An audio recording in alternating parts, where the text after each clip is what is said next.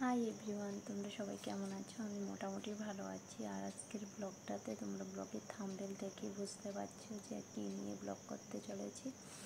তো আজকের ব্লগটা হলো আমি ফার্স্ট পেমেন্ট পেয়েছিলাম ইউটিউব থেকে অক্টোবর মাসে, কিন্তু আমার ডিপ্রেশনের কারণে আমি অনেকটা এখনও ডিপ্রেশনে কাটাচ্ছি। তার মধ্যেও ভাবলাম না তোমাদের সাথে এটা শেয়ার না করলেই হয় না, তার জন্যই এই ব্লগটা নিয়ে এলাম তোমাদের কাছে।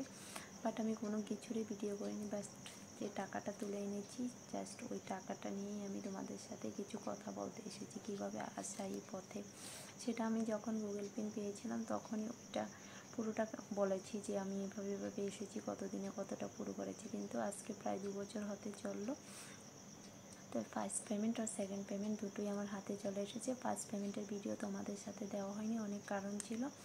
এখনও ভিডিও দেওয়ার মতো মানসিকতা নেই, তারপরও তোমাদের সাথে শেয়ার না করলে নাই হয়।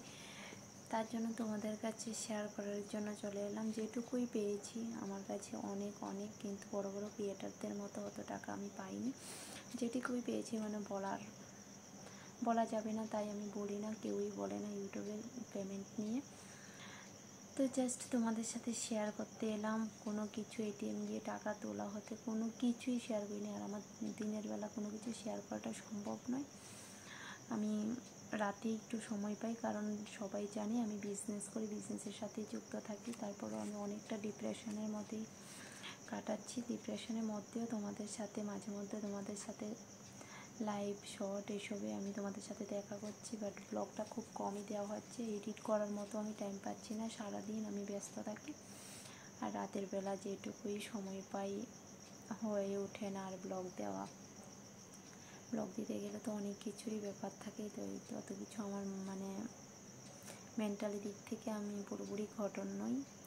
আমি যেভাবে বাঁচতে চেয়েছিলাম ভগবান ওইভাবে আমাকে বাঁচাচ্ছে না। আমি এক একটা দিন, এক একটা মুহূর্তে, এক একটা সেকেন্ড কী করে কাটাচ্ছি ভগবান ছাড়া কেউ জানে না। তার মধ্যেও আজকের দিনটা অনেক বড়োভাবেই সেলিব্রেশন করার মন থেকে ইচ্ছে থাকলে তো আর সব কিছু হয় না। বলে না মানুষ যে সব চাওয়া পূরণ হয় না। আর গরিবের ঘরে জন্ম নিলে মেয়েদের যে কতটা কষ্ট, সেটা একমাত্র মেয়েরাই বোঝে। যারা আমার মতো কষ্ট পাচ্ছে বা পায় তারাই বোঝে কষ্টের জিনিসটা। তার মধ্যেও তোমাদের শেয়ার করতে চলে আসছি যে আমি ইউটিউব পেমেন্ট, দেখো এটা হচ্ছে আমার সেকেন্ড পেমেন্ট। যাই পেয়েছি আমার কাছে অনেক আমার এই বিপদের দিনে এই টাকাটা আমার কাছে অনেক বড়। সত্যি বলছি, বলে দেখাতে পারবো না যে কত টাকা পেয়েছি।